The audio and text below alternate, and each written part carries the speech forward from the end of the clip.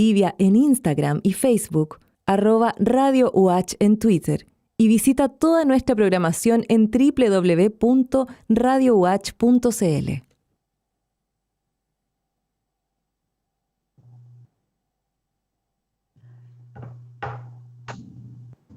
Muy buenas tardes a todas y a todos. Les damos la bienvenida a esta instancia de diálogo, reflexión y debate propiciado por la Red de Universidades G9.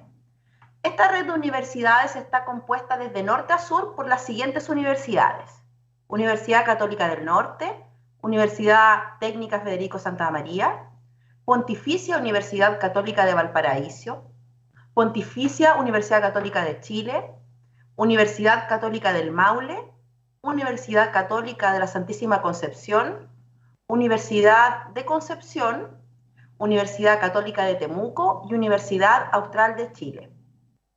Queremos agradecer especialmente a la radio de la Universidad Austral de Chile, quienes nos permiten hacer esta transmisión desde su Facebook y desde su canal YouTube, por toda la cobertura que nos dan en estos 3 encuentros que hemos programado. Además, queremos agradecer a la radio de la Universidad Técnico Federico Santa María y a la radio de la Universidad Concepción, quienes nos están transmitiendo en vivo en este momento.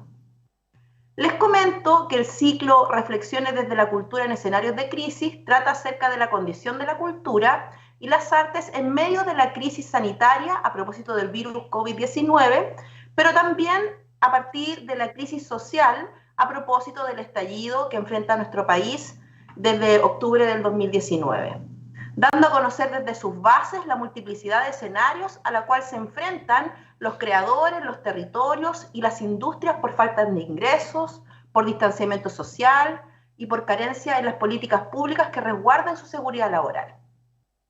Este ciclo está compuesto de 3 instancias de diálogo que iniciamos el mes pasado.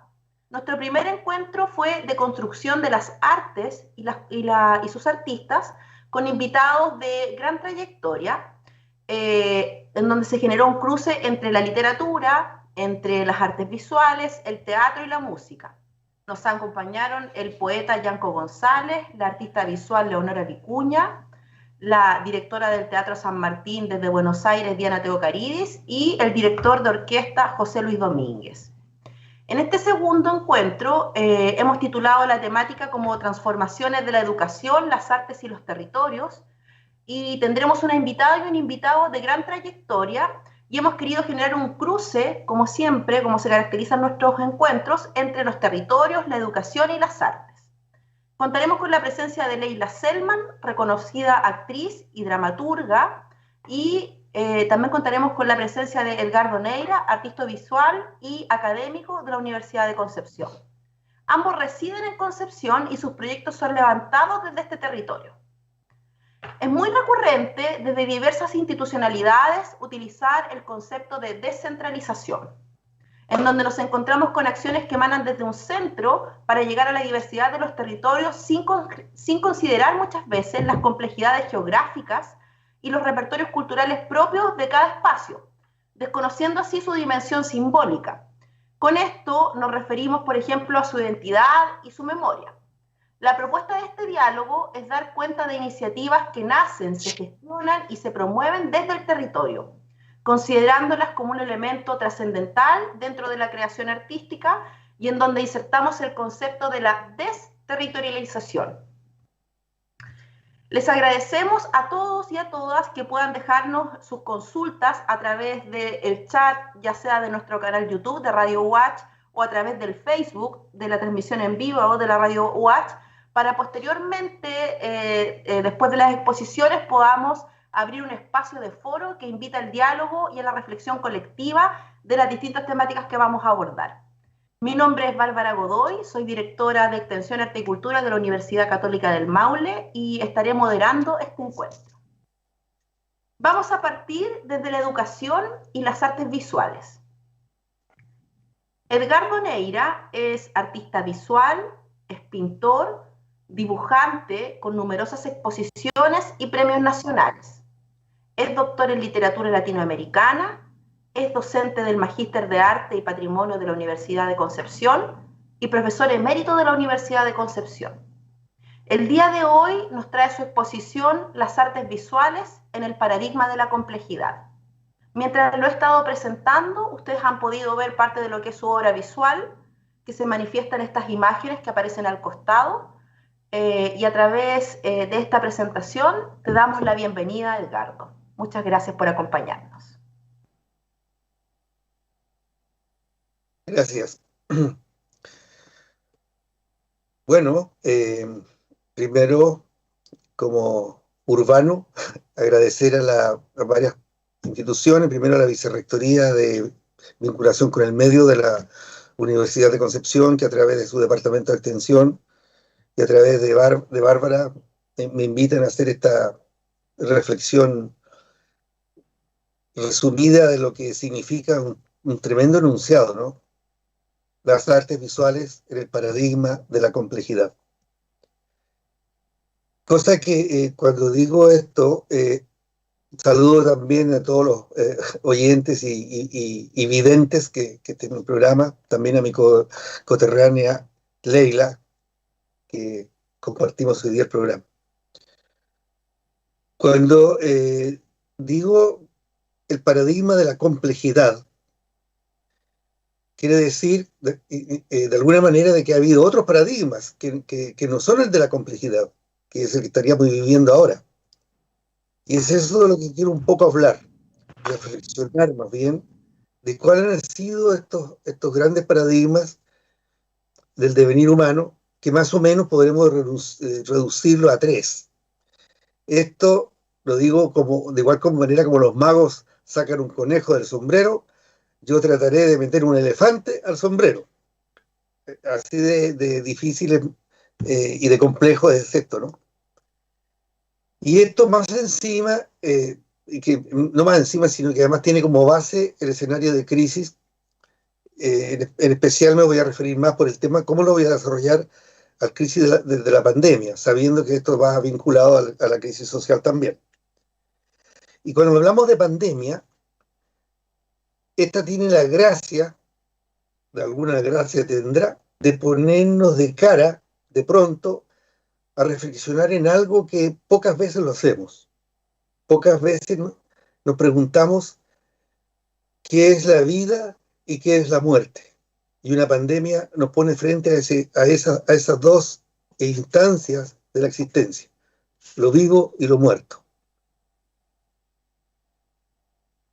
La vida, voy a partir de ahí para llegar finalmente, no se asusten, así como un embudo. Yo he diseñado, tengo un torpedo aquí como un embudo al tema de la educación y de la crisis y de la complejidad de la educación, de qué hablo.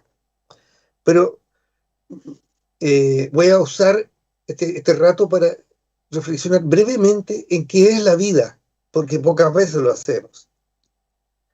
La vida, o lo vivo más bien, el fenómeno de lo vivo, comenzó hace varios millones de años con un hecho muy complejo, pero muy simple a la vez. Un grupo de moléculas, que no sabemos cuáles son, se reúnen por azar, por una serie, lo llaman el caos inicial, se organizan estas células, estas moléculas, y conforman por vez primera una célula viva. ¿Y qué es una célula viva? Dicho en 2 palabras. Una célula que es viva es un grupo de elementos que se reúnen y se organizan y se autocontrolan rodeados por una membrana. Eso es, nada más que eso. Hay una membrana permeable al interior de la cual se organizan algunos elementos que están afuera de esa membrana. En otras palabras, una célula es el caos que está afuera, la naturaleza misma, que se organiza de una manera distinta, ahora con información, con señales, con capacidad de reproducción, después con capacidad de movilizarse. Eso es una célula en primera instancia. Pero lo interesante de esto es que esta célula, esta célula o grupo de células, traen prefigurada algo de lo cual hablamos siempre. Una célula prefigura la libertad. Y eso es tremendo. ¿Qué es libertad? Bueno, en un universo, voy a decir universo, donde todo está sujeto al azar, sin ninguna capacidad de autogobernarse, que es lo no vivo, no lo muerto, sino que lo no vivo, lo inerte, que es el caos, como dicen algunas escrituras fundacionales, de pronto un grupo de células se libera de ese destino absoluto, de que no puede hacer más que estar ahí en ese caos, para organizarse y poder reproducirse de manera cada vez más compleja, cada vez más sofisticada, hasta llegar a un grupo de células que generarán un organismo, un cuerpo, muchos cuerpos, una cultura, una civilización. Es una definición bastante cibernética, pero quiero decir de que en una célula inicial está ya prefigurada una sociedad.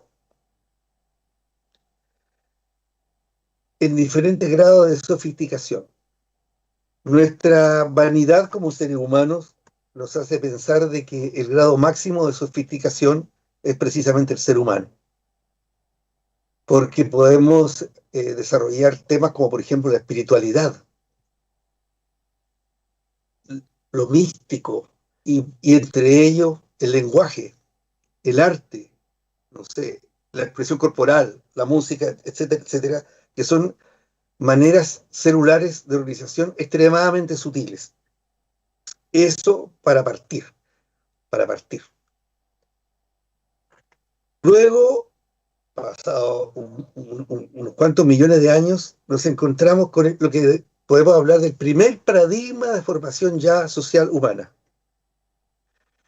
Y es en que empieza la conciencia de la existencia. Es decir, el momento que alguien dice, yo soy, yo existo, yo estoy aquí inmerso en la naturaleza, pero estoy consciente. Es decir, la propia naturaleza se hace consciente de sí misma en un tipo de seres extremadamente sofisticados que son los primeros homínidos, los primeros seres humanos.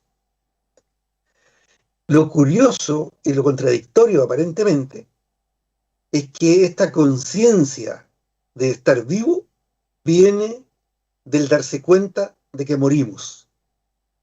En otras palabras, es la muerte la que genera la conciencia de la vida. Y eso es brutal, es feroz. Imaginémonos, es decir, si uno mira nuestros amigos, nuestros hermanos de planeta, nuestros compañeros de planeta, de la Tierra, no están preocupados de la muerte. Tal vez se asustan cuando sienten miedo a la muerte, pero hacer una reflexión, ¿qué pasa cuando morimos? Es propia del ser humano, que sepamos, ¿verdad? Entonces la pregunta es una pregunta tremenda. Si solo sabemos que nacemos y sabemos que vamos a morir, la pregunta de fondo es, ¿qué es lo que hacemos en el espacio que tenemos entre la vida y la muerte? ¿Cómo rellenamos ese espacio? ¿Cómo rellenamos el espacio entre la vida y la muerte que tenga sentido? Hay gente, por supuesto, que vive muy poco, no alcanza a hacerse la pregunta, otros que no alcanzan a nacer, tampoco se la alcanzan a hacer, y otros que viven muchísimo tiempo, hasta demasiado a veces, y claro, se preguntan en algún momento, ¿qué onda? ¿Para qué estamos vivos? En este primer estadio de los devenires, la especie humana se encuentra ante un universo en el cual se encuentra él incorporado dentro de lo que se denomina una efusión cósmica. Él es el sol, es la tierra, es el animal, y todo está potenciado de una manera enorme, y él es parte de eso, de ese paradigma. Está consciente de que hay una tierra, que hay estrellas, y él es parte de eso. Es el momento en que la sociedad se organiza, los individuos se organizan, como la célula, viven, primero que nada para conseguirse el alimento. Esto es muy, muy interesante. No hay cultura cuya religiosidad y cuya espiritualidad no comience como cuestión fundamental cómo conseguimos el alimento. y el alimento es transformado en sagrado. ¿Cómo nos reunimos en torno al alimento? En este primer paradigma también hay una cierta transversalidad de las personas, es decir, el poder fluye entre unos y otros, no está establecido el jefe del otro de forma clara, no hay instituciones, de manera que hay una horizontalidad, una especie de hermandad, pero no una hermandad asumida como uno diría ahora, te quiero hermano, no, es una indiferenciación de yoes que están en conjunto y que cada yo sigue en el otro, en una, en una especie de tejido humano. Eso por miles, cientos de miles de años. Pero tenemos entonces el segundo paradigma, que es bastante distinto al primero, y que aumenta la complejidad, y que lo marca un hecho muy específico en el devenir de la historia de la especie humana, que es la aparición de la agricultura. La agricultura viene a cambiar todas las relaciones entre los humanos y todo lo que, cómo el humano se relaciona con el cosmos. Cuando se dan cuenta que pueden cultivar el alimento, que ya no tienen que ir tras el animal o solamente recoger alimento, y que pueden plantar, cosechar, sembrar, cuidar, cultivar, la relación con el cosmos se hace otra.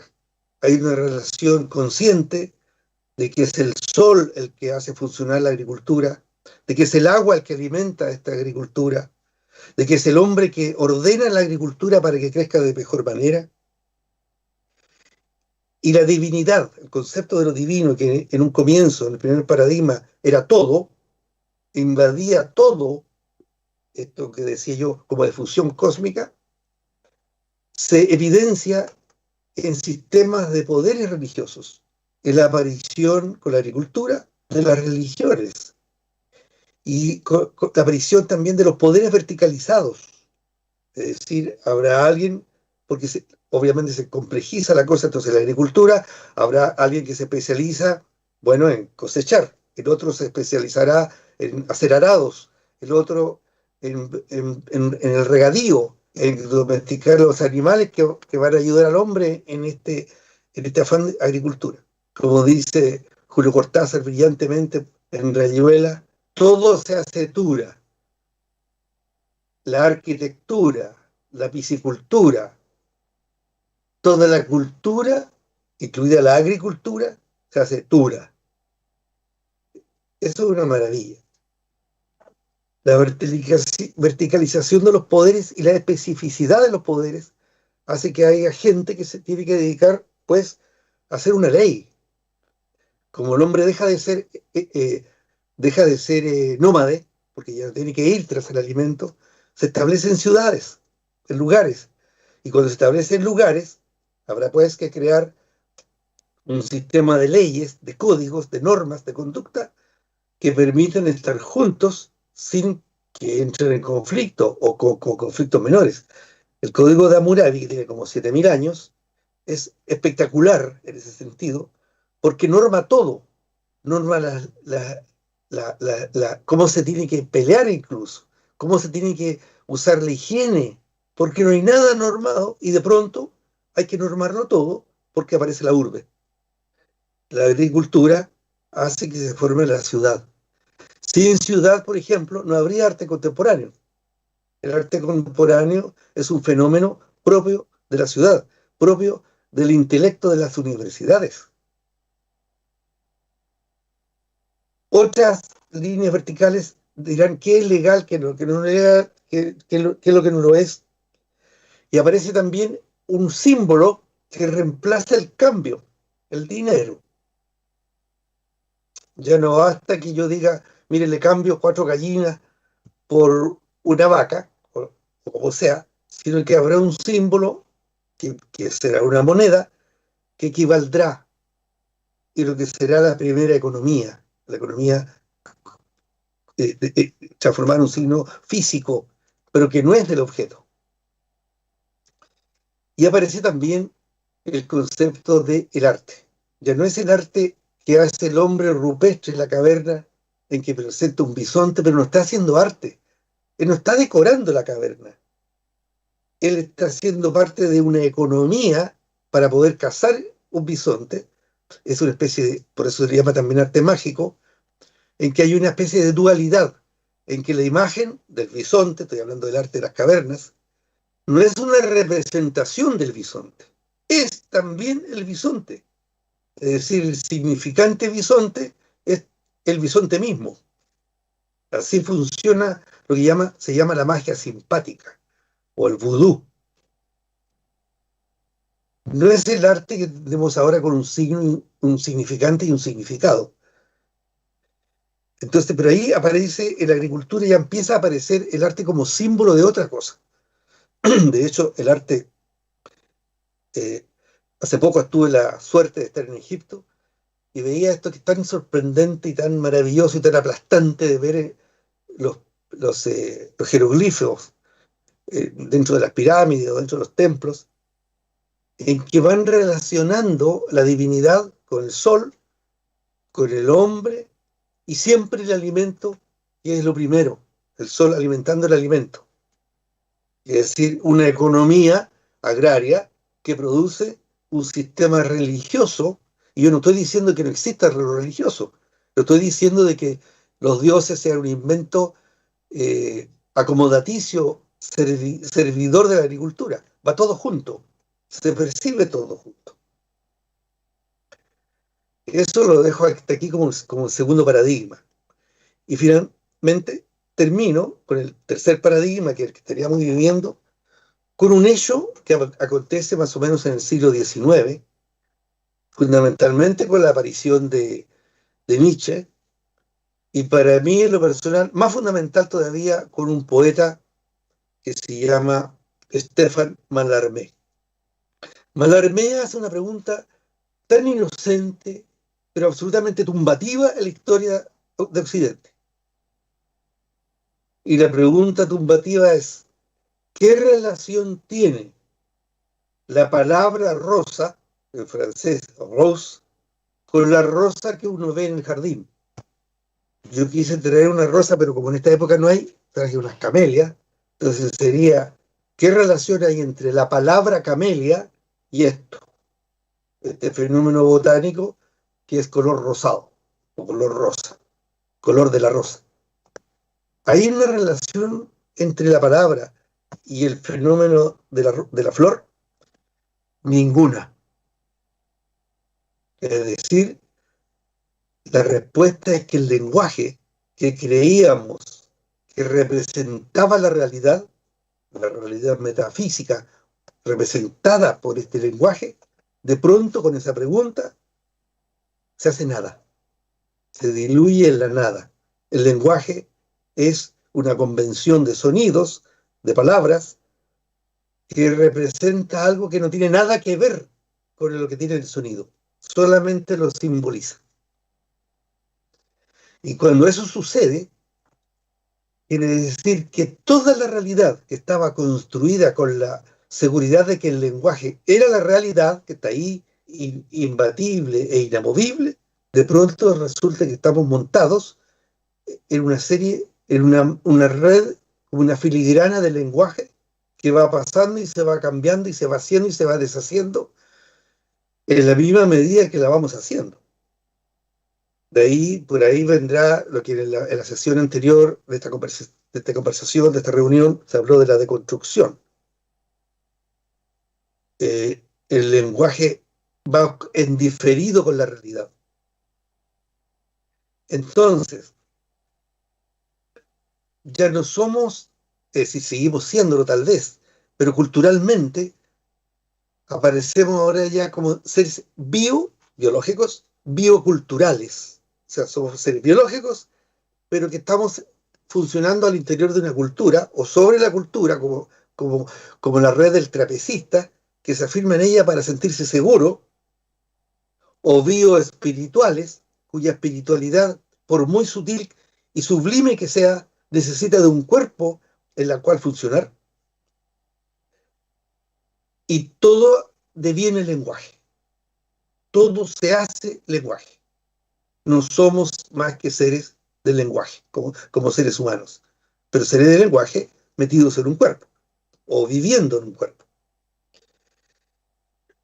El lenguaje crea nódulos de realidad, igual que las células van generando nódulos como en el cerebro, pero esta nueva red, esta nueva extraordinaria red, nos hace revisar entonces toda la realidad, todo lo que creíamos por realidad. Por ejemplo, estoy mirando mi torpedo, el tema de la inmanencia del tiempo. Hay un debate continuo en el momento contemporáneo que el arte o la realidad acontece solamente en el aquí y en el ahora. Y que todo el arte, por lo tanto, tiene que ser referido al aquí y al ahora. Pero ese aquí y ahora es también un asunto de lenguaje, que acarrea lenguajes, y lo dicho, en toda la historia humana, y se proyecta hacia todo el futuro humano, de tal modo que este presente del aquí y el ahora está atravesado y absolutamente expandido hacia todos los pasados y hacia todos los futuros posibles. Es un aquí y ahora extremadamente complejo. No es el aquí y ahora del segundo, que son las 6:30 de la tarde. Es complejo. Es una inmanencia, pero una inmanencia expandida. Y termino, parece, porque ya me queda poco tiempo, con los territorios, porque una parte de esto es del territorio, identidad, territorio y educación. Los territorios también se multiplican hasta el infinito, porque ya no estamos hablando solamente del territorio físico, de una provincia de Chile o de un barrio. Estamos hablando del territorio de la sexualidad, estamos hablando del territorio de género, unido de la sexualidad. Estamos hablando de los territorios del arte, estamos hablando de territorios de la espiritualidad. Y cada territorio tiene un tiempo distinto, velocidades distintas, lo que hace de una realidad, como dije, ya no solo compleja, sino que extremadamente compleja. Hay incluso aporte la ciencia contemporánea, y con eso termino mi participación. La ciencia contemporánea ha discurrido o ha encontrado un tipo de realidades que eran inconcebibles hace pocos años. Por ejemplo, el territorio, que es un territorio de las neurociencias, en que ya uno no ve lo que hay afuera de uno. Uno estaba acostumbrado a decir, hay una realidad objetiva que uno la ve afuera, ve que ahí está la realidad. No, uno ve con el cerebro, ve lo que el cuerpo tiene para ver. Vemos lo que somos, no lo que hay afuera. Eso por una parte. Y por otra parte está el tema, hay otras ramas del conocimiento, por ejemplo, lo que ahora ha aparecido ahora último, que le llaman física cuántica o mecánica cuántica, que no es nada de cuática, como dicen algunos de manera peyorativa o que no están informados. La física cuántica está ya instalada. Un celular o muchos computadores o muchos instrumentos y dispositivos que están ya en la vida diaria funcionan con la cuántica. Y la física cuántica tiene una percepción de mundo, una construcción de universo tan sorprendentemente distinta que, por ejemplo, tiene realidades que llaman realidades superpuestas, en que dos puntos del universo pueden estar coincidiendo al mismo tiempo sin que haya ninguna conexión. Curiosamente, este nuevo paradigma se parece mucho al paradigma ancestral. Hay corrientes, es decir, se metió mi perro aquí. Tengo un amigo que es mapuche y me habla de la cosmogonía mapuche y me parece que estuviera hablando de la física cuántica. Es decir, de una realidad que se repite en otro lado y que convive y que está comunicada una con la otra. Y eso no es, como digo, una especulación, es así. El universo digital, la física cuántica, la ingeniería genética, que ya permite, por ejemplo, fenómenos como la transgenia, de hacer seres vivos que tienen genes de otros seres vivos que no tienen absolutamente nada que ver, plantas luminosas, plantas de tabaco, que tienen genes de luciérnaga, hacen de esta realidad tan compleja. Y resulta que, y termino, la enseñanza de las artes tiene que hacerse cargo de esa complejidad. Tiene que vivir en esa complejidad. Que somos seres vivos complejos, cada vez más complejos, absolutamente sutiles en cierto modo, sublimes en cierto modo, y las artes tienen la ventaja o la cualidad o la facultad de poder referirse a ellas en todo momento y neurológicamente preparar el cerebro, condicionar nuestro sistema nervioso para hacerse cargo de toda esta complejidad y tejer con ella, voy a ser un poco positivo, una realidad esperanzadora. La libertad tiene un doble filo. Si bien la célula nos hace libre del caos primigenio, nos provee también de sus peligros, porque en cibernética es algo libre cuando es capaz de cometer errores. Ese es nuestro paradigma de la complejidad, el cual quería presentárselo así de manera muy veloz y rápida. Y entonces, y la pregunta final, entonces, ¿cuál es el rol del arte? Porque pasa que la pregunta está mal hecha. El arte no tiene un rol, tiene muchos roles. El arte funciona al interior de alguien, el arte funciona en la sociedad, funciona en una calle, funciona en una niña que está en una celda prisionera y escribe una carta o hace un dibujo en la pared de una cárcel. No hay, justamente con la deconstrucción, no hay un adentro y un afuera. El adentro y el afuera está absolutamente perforado e intercomunicado en una red infinita, en una filigrana infinita. No se puede apropiarse del arte, decir, el arte tiene que ser esto o tiene que hacer lo otro. Puede hacer todo. Eso, por ahora.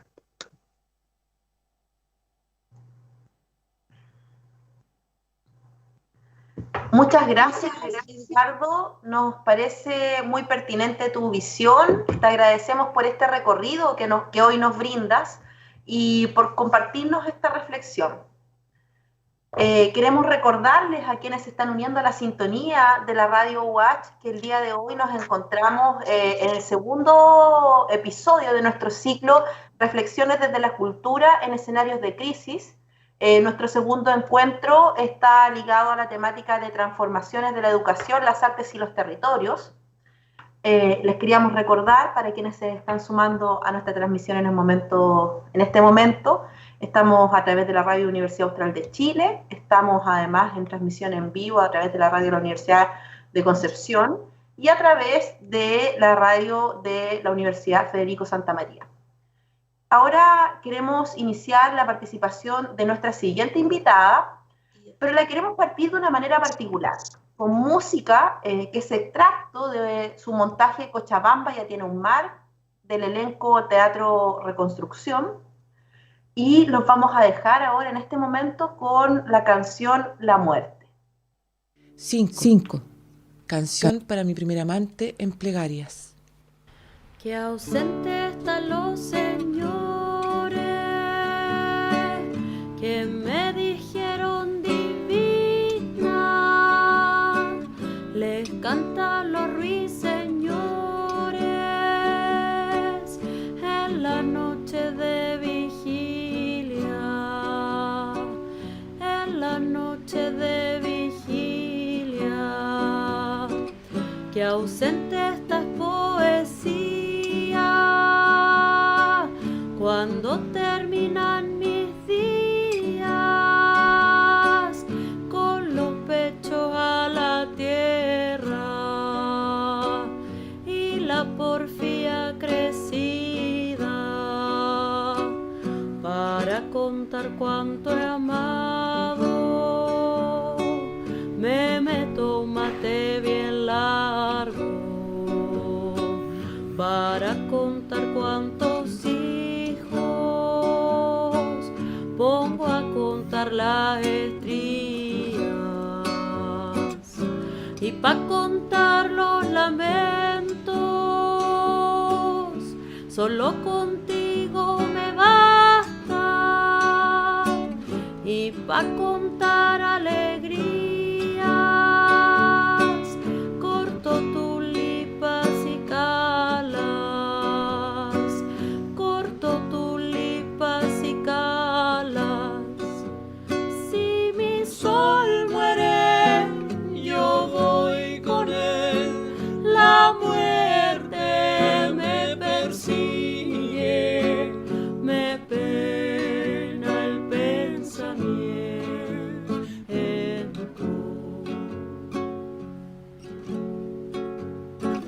que ausente están las ternuras que mi madre cocinaba, el olorcito picante y las penas se pasaban, que ausente están las palabras que conjugaban mi nombre, ahora que nadie me llama, me voy solita pa'l monte, con el vestido en la mano, con los zapatos de taco, con los besos que me diste, me despiden lo vivido y le recibo al olvido, y le recibo al olvido antes de yo olvidarme, porque no quiero que digan que me voy yo sin memoria, y como lo hizo mi patria con casi toda la historia, con casi toda la historia. Domina mi corazón, mi sol si muere, con él me voy, lejos de tanta penuria, lejos de tanta penuria, lejos de tanta penuria. Si mi sol muere, yo voy con él, la muerte me persigue, me pena el pensamiento.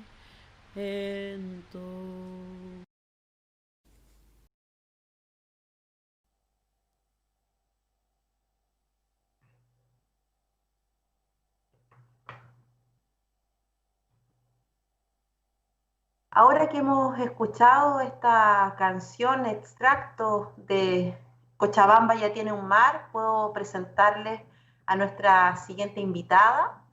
Nos enorgullece mucho tenerla acá, además. Su nombre es Leila Selman, ella es actriz, escritora, Premio Municipal de Literatura de Santiago. Su dramaturgia ha sido puesta en escena desde el año 2003 en más de 30 montajes de su autoría. Sus últimos textos han sido dirigidos por el destacado director nacional Rodrigo Pérez.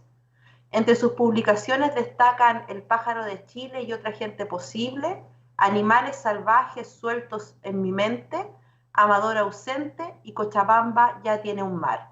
Te damos la bienvenida, Leila. Muchas gracias por acompañarnos. Muchas gracias, Bárbara. Muchas gracias por la invitación. Aprovecho de saludar a Edgardo, de quien admiro mucho su trabajo, y a G9, ¿verdad? Y bueno, a mis colegas que aparecen ahí en la canción que acaban de ver, a propósito de territorio y arte. Hablo un poco de mi experiencia en Cochabamba, ya tiene un mar, que justamente es un texto que comienza a partir de un viaje por 3 pueblos. Algo que me llama mucho la atención, siempre me ha llamado mucho la atención, es la contradicción del ser humano, como que estamos llenos de contradicciones. Probablemente eso me apasiona de una manera eh, increíble y me hace escribir. Estas contradicciones tienen que ver con, bueno, con el simple hecho de existir, que ya es raro. Y como hablaba Edgardo, de enfrentarnos, ¿cierto? Una vez que nacemos a este ir muriendo todo el rato. Eh, Me gusta pensar que nuestro cuerpo es un territorio y que este territorio que es nuestro cuerpo tiene límites, ¿verdad? Entonces la contradicción es que a través del cuerpo yo puedo alcanzar la materia, por ejemplo, puedo tomarme un vaso con agua, puedo abrazar a alguien, y al mismo tiempo el cuerpo tiene los límites de que no puedo llegar más lejos con mis extremidades y no me puedo tomar el mar entero si quisiera. Eh, Asimismo, el territorio, que es el lugar al que nos enfrentamos cuando nacemos, donde nacemos además, tiene la maravillosa posibilidad de entregarnos ríos, cerros, playas, y tiene también la limitación de que no podemos llegar más lejos, o todo lo que quisiéramos, o necesitamos esfuerzos para cruzar las fronteras. Eso me parece súper interesante. Yo cuando comienzo a hacer teatro en Concepción, me encuentro con la primera limitación de vivir en la provincia, en Concepción, y decido como un acto de resistencia muy consciente y quizás inmaduro, aunque no me arrepiento, de quedarme acá en Concepción para aportar y trabajar la teatralidad y la escritura desde acá. Eh, Cosa que es muy extraña hoy día, ya siendo más vieja, ¿verdad? Puedo verlo con mayor madurez y darme cuenta que en realidad si yo soy escritora y si yo hago teatro y puedo hacerlo perfectamente en Concepción, no tengo por qué, no debí haber crecido con el estigma de no pertenecer al centro. Esto ocurre porque efectivamente en el caso del teatro existía poco, existía por cierto en Concepción, bueno, después del TUC, ¿verdad? Queda una resistencia, resisten la dictadura, por cierto, y cuando yo salgo de la escuela hay teatro, pero es poco, y con la creación de las escuelas aumenta, y lo bonito es que florece el teatro en Concepción, pero sin embargo principalmente todos nuestros referentes del teatro se encuentran en Santiago, que es la capital. Entonces uno crece con esta forma extraña de enfrentarse al territorio, hablo como a nivel profesional, y que tiene que ver con esto de que pareciera ser que no es suficiente simplemente hacer lo que uno tiene para hacer y mostrarlo donde uno tiene que mostrarlo, que es en su territorio. Siempre crecí o me desarrollé con esta pregunta en el fondo de cómo el territorio nos propone y nos limita. Y en un momento de crisis, eh, como que vivo un poco en eso, en un momento de crisis, me hago la siguiente pregunta a propósito de que veía que muchos artistas, y no lo dudo, por cierto, es así, siempre hablan de cómo se abre la experiencia cuando uno cruza las fronteras y se enfrenta a otros territorios. Eh, y yo, hasta hoy día, además, eh, no he salido de mi país. Entonces, como soy de todas maneras muy inquieta de otra forma, me propuse escribir un esqueleto escénico o poético, eh, intentando, intentando emocional y mentalmente habitar otro lugar, que no fuera Concepción, habitar otro lugar, tratar de verdad de hacer el esfuerzo de encontrarme ahí y desde ahí crear palabras y lenguaje. Esto es Cochabamba ya tiene un mar. Entonces comienzo a construir este esqueleto poético y, y decido hacerlo por 3 pueblos, que son Plegarias, Cochabamba y Concepción. A Plegarias lo conocí de la voz de una artista audiovisual que se llama Claudia Inostroza.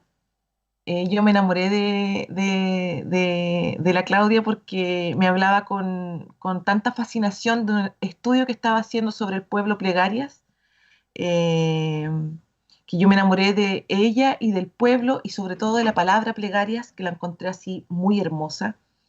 Y este pueblo es un pueblo que se dedicó a la minería y bueno, en el tiempo que son los años 60, cuando se cierran las minas del carbón, también se cierra la del pueblo Plegarias y este pueblo comienza su camino hacia el abandono.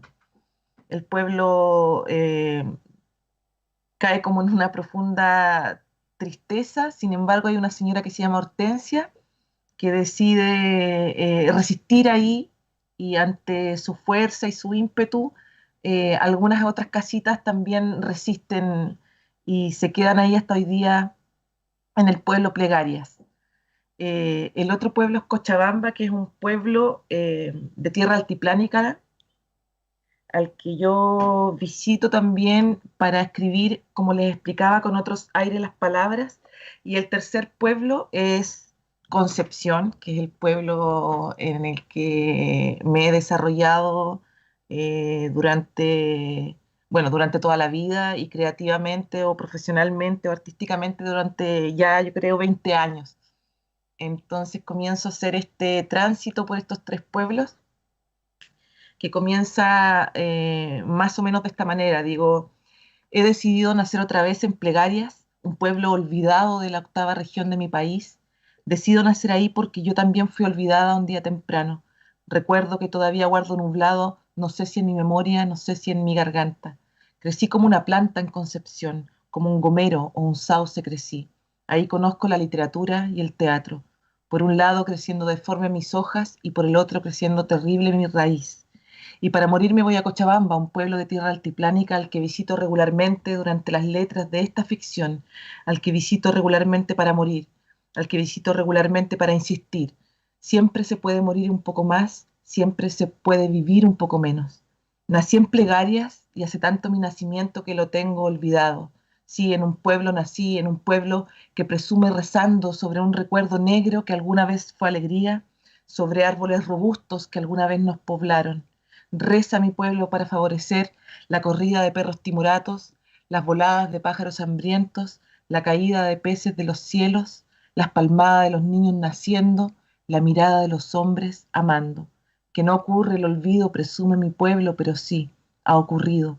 Plegarias se ha olvidado. Nací en Plegarias el día en que fueron cruzadas las fronteras, sí, y compradas las tierras, sí, de mi pueblo, y le pusimos un nombre, cabeza de animal, le pusimos. Los hombres enterraron un palo sobre una loma, las mujeres tejieron, bordaron una cabeza sobre el palo. Cabeza de animal le llamamos al que causó nuestra desgracia, al que causó nuestro olvido, porque Plegarias sí se ha olvidado.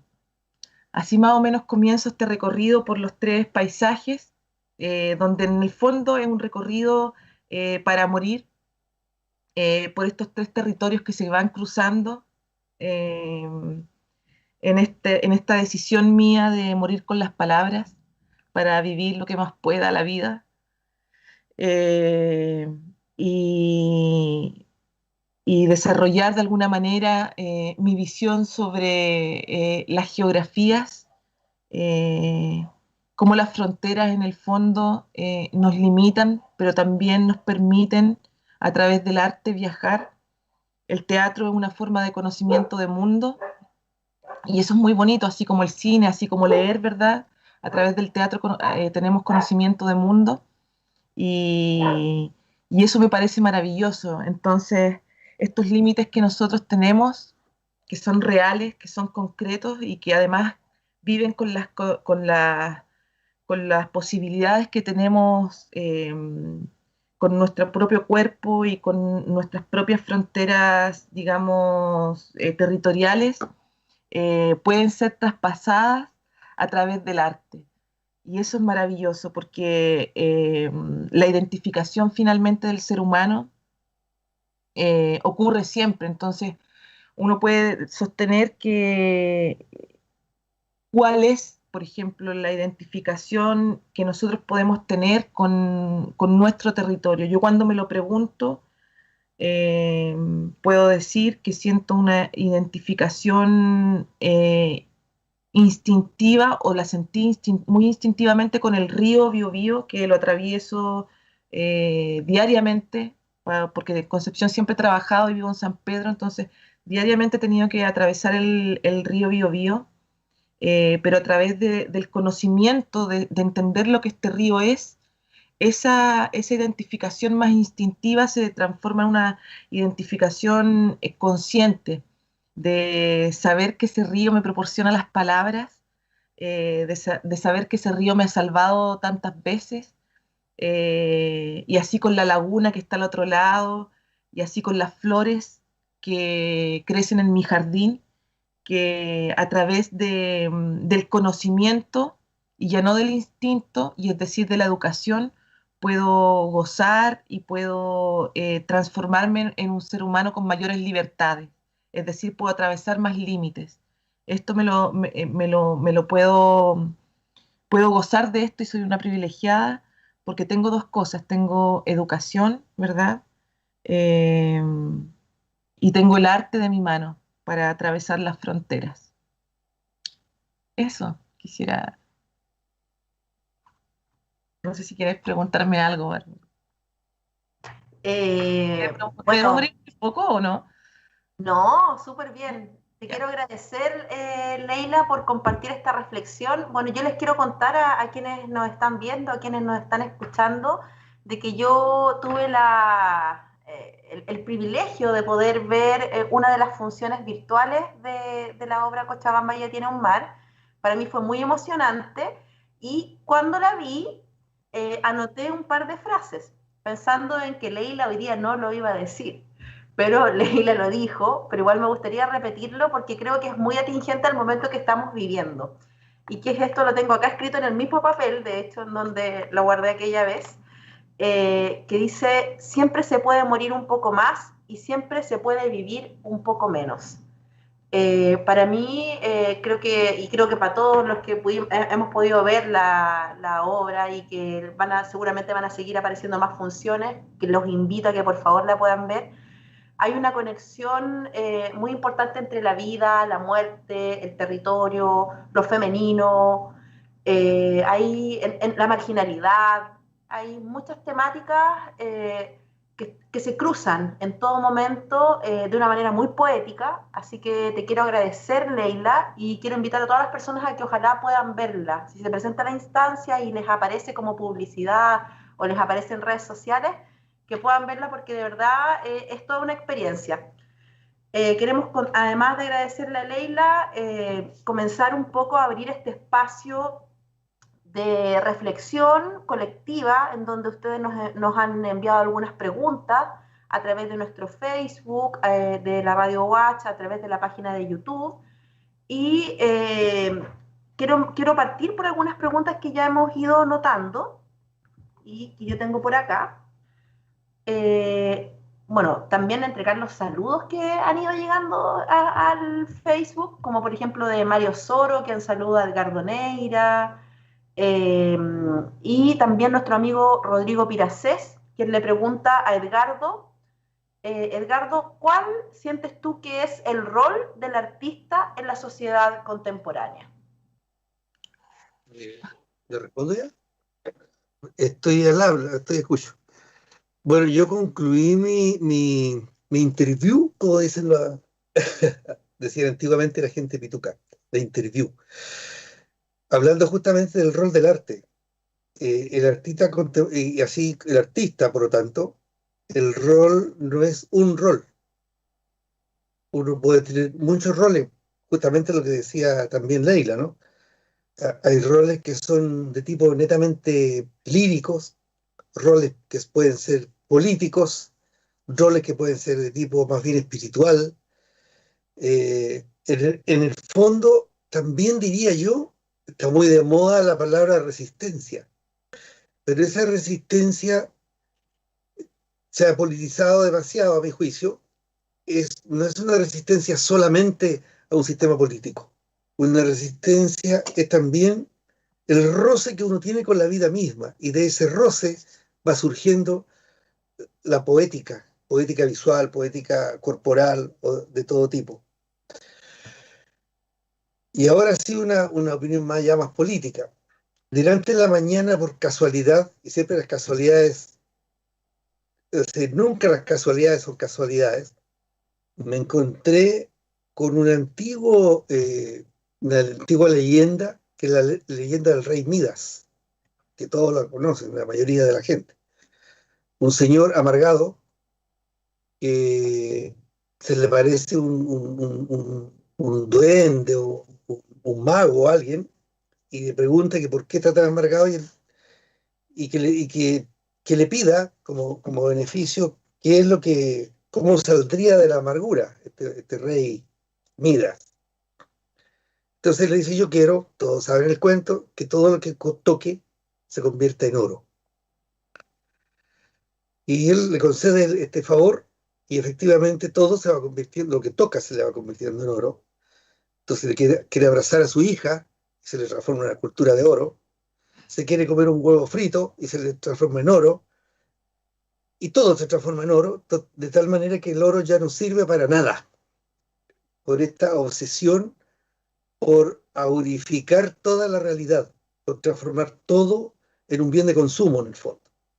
Yo creo que ahí en esa antigua leyenda, algo que el artista en general, no es que el artista quiera vivir de la pobreza, que se ha discutido mucho eso, el artista maldito, los poetas malditos, que se alejaban de la sociedad porque querían ser críticos contra ella, también puede ser además, pero lo que quiero decir es que el arte entrega, las artes en general, no hablo solamente de la visualidad, dimensiones que superan esta cosa como caja en que estamos condenados, entre comillas, los que no son artistas sobre todo, a vivir encerrados en la caja del consumo. Y uno lo ve incluso, yo trabajo en la U, veo muchachos que salen, por ejemplo, en una protesta contra el consumo, y después se ven consumiendo a todo dar en un mall. Entonces, de nuevo el tema que hablé al principio, el tema del control. El control es súper importante. Siempre se habla del arte como una especie de, que me salgo de todo control y que es la libertad. Eso es un error garrafal. El arte es puro control, autocontrol. Lo que decía recién Leila, cuando decide unificar lugares que no están juntos, pero que ella los unifica, requiere de controlar su lenguaje, de controlar su pluma, las metáforas que puedan existir, y dominarlas totalmente para que sean y obtengan la potencia que ella estaba diciendo y nosotros escuchando. Lo mismo pasa con la sexualidad, por ejemplo. Cuando dice el sexo tiene que ser absolutamente libre, ya lo decía, las culturas arcaicas que tanto se admiran ahora, las culturas fundacionales, los pueblos primitivos, en fin, tienen todo codificado. A mí me gusta mucho, yo soy estudioso, consulto mucho una serie de autores franceses que hablan que la realidad está hecha por dos tipos de tejidos. Uno es arpillera o trama, y el otro es fieltro. El fieltro es esta cosa peluda de los borradores antiguos, o que le ponen a los caballos antes de la montura para no herirlos. Y toda la realidad estaría hecha de estos dos tejidos. Por un lado, el filtro en que está todo lo emocional, todo lo que está solamente aprisionado por cuestiones de la vida, y el otro, la trama que te pone orden, que dice hasta aquí esto, hasta aquí el otro. Y en esa dicotomía, pero que no es dicotomía, es una relación, es una articulación, es la que tiene que el artista, no es que tenga que hacerlo, pero está como viviendo siempre en esa tensión de qué suelto más, qué recojo más. Incluso se habla mucho de, por ejemplo, decir, hay que salirse de la caja, dicen, para crear.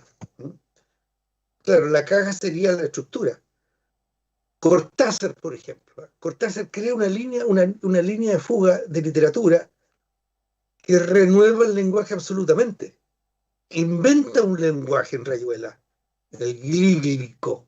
Inventa un lenguaje, la maga, que perfectamente podría ser Leila, inventa un lenguaje porque el lenguaje castellano no le sirve. O no cabe lo que ella quiere decir en el castellano.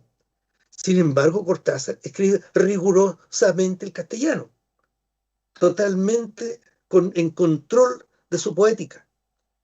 Entonces, el rol del artista, en la línea que siga, si es una Teresa de Jesús, que escribe un San Juan de la Cruz, ¿verdad? Místico, que se refiere a las cosas más abstractas y sublimes que pueda haber experimentado el ser humano, pues, cuando escribe San Juan de la Cruz, lo estructura en un poema rigurosamente pensado, con una disciplina tremenda. En nuestra juventud aparece la disciplina, seguramente herencia de la dictadura, aparece como algo negativo, como algo relacionado con lo cuadrado, con el ser cuadrado. Pero no hay nada que no tenga disciplina. No hay nada. El comer tiene una disciplina. Todo se hace con disciplina. A veces en la universidad, cuando hacía clase, le explicaba a los alumnos que, de nuevo, el tema de la biología, a mí me fascina la biología. Yo estudié biología un tiempo, entonces me quedo pegado. Estoy siempre al día de los nuevos descubrimientos de la biología, de la neurociencia. Les explico, por ejemplo, una bancora que existe aquí en Lirquén, en nuestra costa cercana. La bancora está totalmente prisionera en una carcasa que es dura. Y por dentro está llena de jugos, de babas, de sistemas blandos. ¿Cuál es más importante? Si fuera más importante solamente las vísceras, quedaría de la bancora quedaría un moco botado, sin forma, sin nada, sin tensión. Y si fuera la pura caparazón, sería un esqueleto, como uno lo encuentra en las playas, vacío de vida. El rol del artista es juntar esta cosa viva, móvil, dúctil, inacible, y meterla dentro de algo que sea asible. En la creación así libre, así me pinto lo que quiero y hago lo que quiero porque soy libre, termina, como decía alguien, que para olvidar un amor, olvidar el amor con sexo, termina solamente ensuciando sábanas.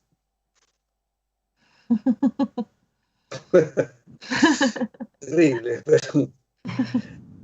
Dramático. Dramático. Muchas gracias, Edgardo, por tu... Voy a hacer una crítica. ¿Puedo, por ejemplo, estaba pensando el otro día viendo los rayados de la protesta, de la estallido social, ¿no?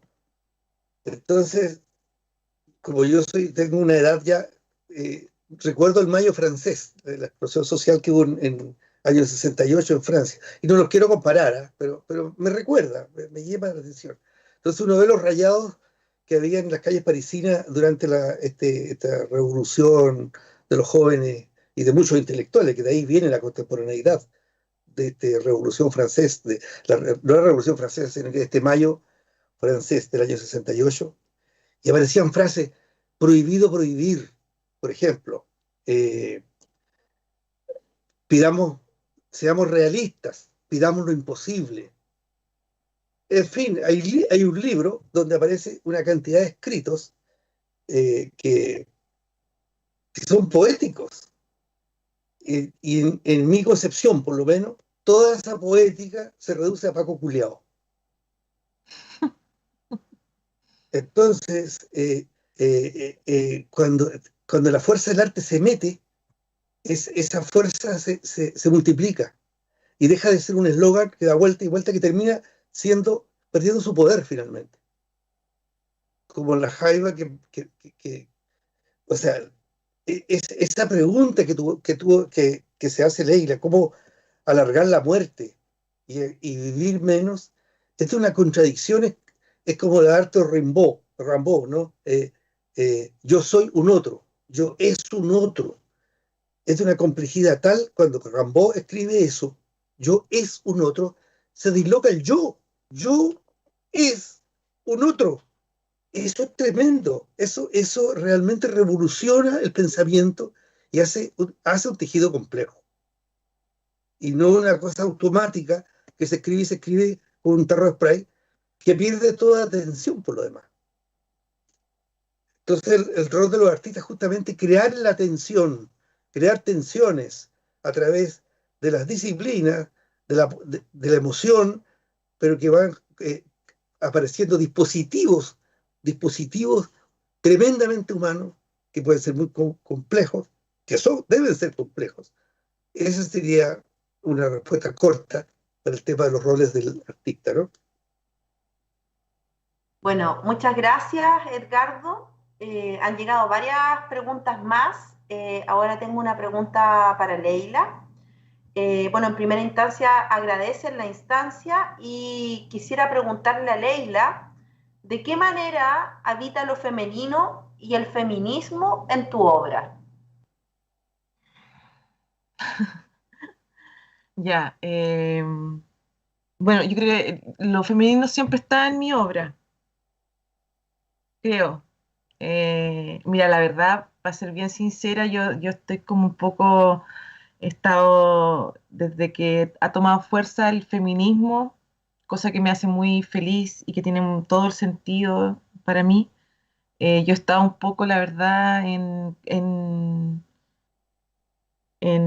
lucha conmigo misma, porque, bueno, yo crecí en una situación compleja a tal punto que nunca quise ser mujer, siempre quise ser hombre, a tal punto que cuando escribía ya no, sentía que era un hombre escribiendo y no una mujer. Eh, a tal punto que me cuesta identificarme con lo que soy, entonces tengo algunos problemillas que trato siempre de solucionar eh, para vivir mejor, digamos, pero eh, aún así debo decir que objetivamente, aunque yo quiera negarme a ello, en- fíjate que en mis textos y principalmente en los dos textos autobiográficos que tengo, que son Cochabamba y ella tiene un mar, y que son La ciudad de la fruta, donde hago un esfuerzo por sanarme, son los textos más femeninos que he construido, principalmente porque creo que porque los construyo a partir de mi voz o de mí misma. Entonces, es una realidad que me, que me, que denuncia en mí una lucha. Yo quisiera ser más feminista de lo que soy, y quisiera sentirme más mujer de lo que me siento. Es algo que me ha invadido fuertemente en en este último año y medio, por ejemplo, y con lo que trabajo diariamente. Eh, Generalmente yo escribo historias donde lo que hago en realidad es contar historias, contarlas, no dar mi opinión sobre el tema que llevo, sino que contar la historia para que el espectador pueda responderse las preguntas. Entonces, eso es lo que hago con lo femenino y con el feminismo. Espero sí que, y así como voy, eh, en un tiempo más no tener que dar esta respuesta un poco penosa, sino que decir que mi relación con el feminismo es absoluta y maravillosa.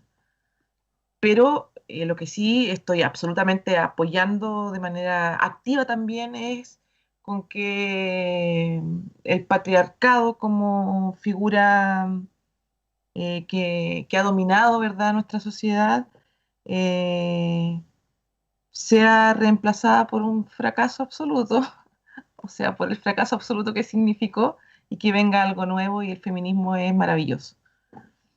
Eso. Muchas gracias, Leila, por la sinceridad en tu respuesta. Hay otra pregunta más para ti, en donde dicen, Leila, yo también vi Cochabamba ya tiene un mar, y me gustaría saber cómo se hizo la distribución y los cortes audiovisuales que tiene la obra. Claro, que la obra así presencial dura 50 minutos y esta versión audiovisual dura 30, entonces tuvimos que hacer cortes, pucha, con harta sensibilidad, con la mayor sensibilidad que pudimos hacerlo para que no se dañara, digamos, la estructura de viaje, porque esto termina con la muerte, anuncia la muerte, termina con la muerte y se atraviesan 3 pueblos, entonces tratamos de hacer en ese sentido el menor daño posible y sacamos ciertos lugares que nos parecieron que eran los que causaban menos daño a la estructura. Ese fue como nuestro criterio. Y además, sobre todo, proteger las canciones, que son espacios que particularmente a mí me gustan demasiado, que le dan mucha luz, mucho ritmo al propio viaje. Pero eso lo tratamos de hacer con la mayor sensibilidad posible, tratando de llegar al mismo lugar.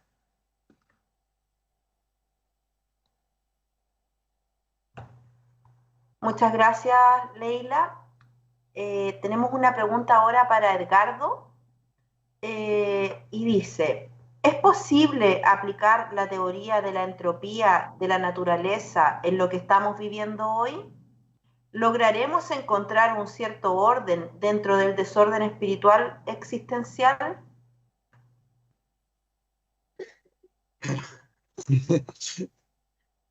Entropía.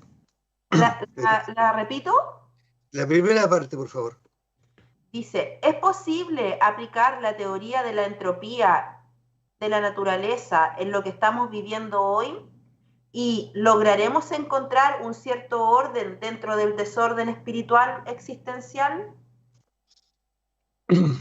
Bueno, voy a partir por la palabra entropía.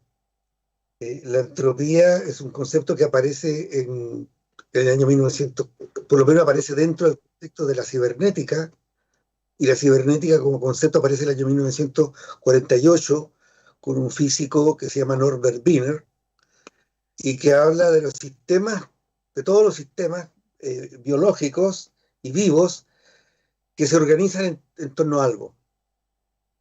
Ahora, cuando los sistemas colapsan por exceso de información, por ejemplo, viene un desorden, un caos.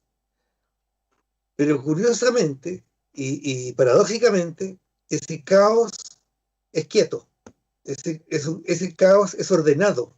Es decir, el orden máximo que podemos aspirar es la muerte. Es una paradoja hasta poética, ¿verdad?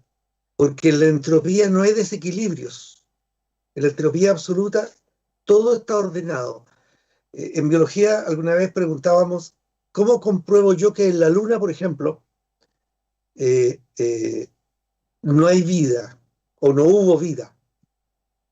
Y la manera más correcta de responder es porque no hay vida, porque está todo ordenado, porque está todo equilibrado. Si hay un solo desequilibrio, como decía al principio de mi intervención, significa que hay una organización que está creando ese desequilibrio, que va a generar organismos ordenados, organismos funcionales. Es un juego eterno. Se parece como al yin y el yin y el yang de la filosofía oriental. El orden absoluto es muerte. Por ejemplo, las dictaduras, todas las dictaduras, son órdenes absolutos. O sea, no hay posibilidad de desorden, porque el que se desordena tiene una bala en la frente. Bueno, una dictadura es un desorden por exceso de orden. ¿Se comprende? Un desorden por exceso de orden. O sea, el desorden que, aprovechando la presencia de Leila, ese desorden que ella experimenta, desorden digo yo en el sentido cibernético, es el que precisamente ordena un poema. Ahí está la energía. En cierto modo, el artista también está no condenado, pero está dirigido a crear desórdenes, de órdenes, pero esos desórdenes tienen que terminar en un orden. Por eso decir los órdenes arquitectónicos, lo que sé yo. Es una paradoja. Ahora, la persona que hace la pregunta parte de una cosa afirmativa, en una cosa que da por hecha. El desorden espiritual o algo así, dice, el caos espiritual. Yo creo que hay un desgaste de la espiritualidad por mal entendimiento. La espiritualidad, cuando se hizo religiones y se transformó en instituciones, perdió su espiritualidad. La espiritualidad es un devenir que se va haciendo. La religión tiende a ser la carcasa, tiende a ser el edificio. Por lo tanto, tiende a ser más ordenada de lo que debiera, tiende a paralizar. La espiritualidad que nos puede salvar es precisamente aquella que es como la difusión cósmica que hablaba del primer paradigma, que tiene que estar en todo, y que nuestra defensa, esa espiritualidad, nuestra defensa para vencer el consumismo, por ejemplo. Por ejemplo, el consumismo está hecho a través de un mecanismo súper simple, voy a decir, aunque no es simple, que es el deseo. Crear deseos. No como nuestro amigo o filósofo Carlos Marx, me refiero, decía que el capitalismo se producía porque había un tiempo que había que ocupaban algunas personas que ocupaban el tiempo de otros, de la fuerza de trabajo. Lo que produce el capitalismo y el capital, la eficacia que tiene, que el mismo Marx alaba y se admira, Marx llega a decir, no hay nada más grande que el capitalismo, más tremendamente creativo. Pero el problema que tiene es que lo que alimenta el capitalismo es el deseo por tener cosas. Y de eso es serio, por ejemplo, la publicidad. Porque uno no tiene para qué tener una zapatilla pirulísima que flote en el aire, pero la publicidad hace que tú la desees. Y que es una gracia del capital. Es tremenda. Eso nos puede salvar por una parte. Pero eso lleva a pensar, ni siquiera a pensar, a sentir de que teniendo nuestra economía ordenada, digamos, una economía poderosa, o como dice por ahí la gente, si lo que falta en este país es plata. ¿Eh? Cuando se dice eso, quiere decir que a continuación, estando solucionado el problema económico, todo se da por añadidura. Es así, si se solucionara el tema económico de la pobreza, o se hiciera, ¿sería que todos seríamos felices? ¿Radica en el equilibrio económico toda la felicidad humana? Es ahí donde entra la espiritualidad. Y la espiritualidad de pronto se enreda porque también se hace producto. También se vende y se compra. Y yo creo que las grandes religiones formales, o pensamientos formales religiosos, tuvieron un origen sumamente espiritual, liberador. Estoy pensando en el cristianismo, estoy pensando en el budismo, aunque se dice que el budismo no es religión, que es una filosofía, pero te pone ante a ser feliz, a buscar el menor dolor del hombre, no solamente solucionando el tema económico. Y por otra parte, el anticapitalismo cree que también trae la misma lógica, que si fuera, hay un equilibrio económico y que todos tuvieran igual o parecido o equitativamente, no habría más problema. El hombre sería feliz. Y están casados en la misma trampa de que es lo económico el centro del universo. Y en realidad, esta sutileza que hablaba en mi intervención anterior, de la célula que se organiza en otras células y genera un cuerpo, como dice también Leila, un cuerpo capaz de hacer un poema, un cuerpo capaz de llorar, un cuerpo capaz de amar, ese grado de sutileza es de una espiritualidad que deja atrás o supera de alguna manera este entrampamiento de desorden, un desorden en el creer de que lo económico soluciona el tema. La lucha económica, además de crear bienes, porque los crea, nadie dice que volvamos a la época de las cavernas, ¿verdad? Y que no tengamos un supermercado en la esquina. Aunque podría ser tal vez el boliche de la esquina, sería más humano. Pero volver a esa escala humana. Por eso era tan importante antes cuando hablaba del primer paradigma, esta especie de horizontalidad y de euforia cósmica, ¿no? En que las cosas se comunican unas con otras sin necesidad, ¿verdad?, del desordenador de la economía que ordena por una parte, pero lo ordena en un solo sentido. Seguramente no estoy respondiendo bien a la pregunta, pero dibuja más o menos esto entre orden y desorden. El desorden es importante cuando crea orden.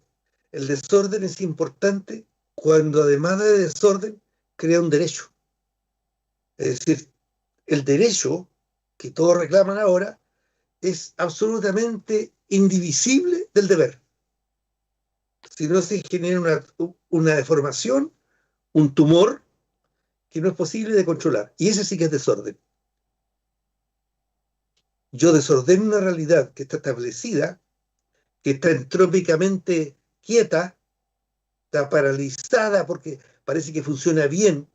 Por ejemplo, el sistema capitalista funciona bien como una máquina aceitada porque produce bienes, pero si yo me salgo de ahí, no puedo decir que estaba todo malo porque no salgo finalmente. Si me quedo pegado donde decir que todo estaba malo, quedo pegado ahí.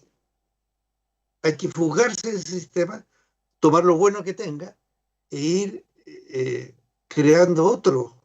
¿Te fijas? Lo que decía Leila del feminismo.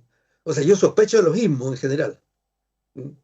Así como me carga el machismo porque termina en ismo, tampoco entiendo mucho lo del feminismo porque reduce todo a un lado del el tren va por los dos rieles, no puede ir por uno. Entonces, cuando esas dos cosas se comunican y crean lo que dije delante, un tejido, un complex, un tejido complejo, todo deviene maravilla, todo se hace maravilloso. Obviamente no vamos a transformarnos en ángeles ni en nubes. El problema tiene que existir porque somos humanos, si no seríamos máquinas automáticas, que es así que no tienen. La máquina es entrópica absoluta, no tiene ninguna posibilidad de libertad. La célula, ¿de qué célula? Porque se va a morir, vence la entropía, crea una negantropía, que se dice en cibernética, crea la posibilidad de la vida llena de peligros y llena de la angustia que al final te tienes que morir un poquito después, como dice Leila, o un poquito antes. Muchas gracias, Edgardo, por tu respuesta. Les cuento que por temas de tiempo vamos a ir con la última pregunta, que va dirigida a Leila. La pregunta es, Leila, he leído y he observado parte de tus obras y en todas veo la presencia de la marginalidad. ¿Qué lugar ocupa la marginalidad en tu vida y en tu obra?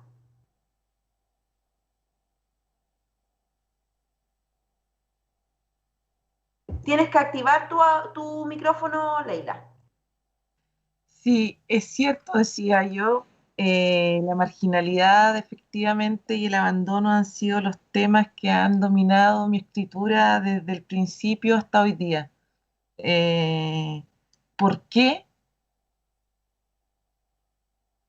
Puedo responder de dos maneras. La primera es porque soy muy sensible al abandono, no solo al abandono social, sino también al abandono de uno mismo, digamos, y al abandono en todos los sentidos.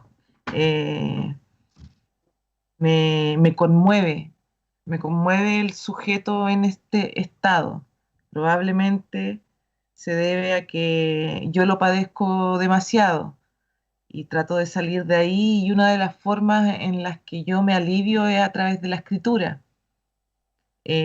Ahora esto yo lo puedo decir en vista de tanto tiempo que llevo escribiendo y al mismo tiempo tanto que me lo han mencionado, y yo puedo evidentemente reconocer en este momento y asegurar que efectivamente la marginalidad y el abandono son temas que me gobiernan desde el principio hasta hoy día, pero al mismo tiempo que me gobierna el abandono, a través de la escritura lo que hago es liberarme yo de él e intentar liberar a los demás, a los que leen o a los que ven mis textos, de este abandono. Y es una de las razones por las que escribo por varias razones, para recuperar mi libertad y para recuperar la libertad de los que me pueden leer o escuchar. Escribo por terror, por temor a la muerte, que tengo mucho miedo a la muerte, y juro que voy a sobrevivir en palabras, y eso me alivia también. Eh, y nada, es una lucha. Es extraño porque para luchar contra el abandono, escribo el abandono. Es una especie de remedio. Y además de eso, de que es algo personal, también es con lo que yo sensibilizo absolutamente como sujeto que observa el mundo. Sensibilizo con las personas que están enterradas y que nunca han sido encontradas. Sensibilizo con las personas que están sufriendo cualquier tipo de abuso y que no están recibiendo ayuda. Y sensibilizo con toda la pobreza, no la pobreza económica, con toda la pobreza del mundo. Me conmueve. Soy parte de ella también, soy responsable de ella también, y desde ahí es que escribo sobre la marginalidad y el abandono. Muchas gracias, Leila, por tu respuesta. Le queremos agradecer a las personas que nos han estado enviando preguntas, que han hecho que esta conversación sea más rica, que se transforme en un diálogo ameno, en donde además de escuchar a los expositores que hemos tenido hoy, hemos podido también un poco saber de la inspiración, de lo que hay detrás, de las distintas propuestas estéticas, etcétera, que siempre hacen muy rico el diálogo. Entonces, les queremos agradecer profundamente a Edgardo, a Leila, que nos han acompañado el día de hoy en este interesante conversatorio. Le queremos agradecer a las personas que están en sus casas, escuchando la radio, mirando la transmisión de Facebook, por asistir. Le queremos agradecer también a la radio UACH por la transmisión, a las radios de la Universidad Federico Santa María, a la radio de la Universidad de Concepción por su transmisión en vivo. Esperamos también que puedan seguirnos acompañando. La última fecha, la tercera fecha, es el día 24 de septiembre, bajo la temática Hacia una política cultural en Chile. Y nos van a acompañar tres invitados e invitadas muy, muy interesantes. El primero de ellos es Raúl Camargo, director del Festival de Cine de Valdivia. El segundo invitado es Tomás Peters, director del Observatorio de Políticas Culturales de Chile. Y en tercer lugar, Dagmara Wiskley, quien es directora y fundadora del festival más importante de arte contemporáneo en Chile, Proyecto Saco. En este encuentro, en el tercer encuentro, vamos a hablar acerca de economías creativas, vamos a hablar acerca de políticas culturales, así que los invitamos a que puedan acompañarnos. Les agradecemos por estar acá el día de hoy. Leila, Edgardo, más que agradecidos, y espero que sea una excelente noche para ustedes, para todos los que nos están viendo, y les agradecemos en nombre de la Red de Universidades G9 por estar acá el día de hoy. Muchas gracias. Gracias a ustedes. Construyendo Gracias. educación superior.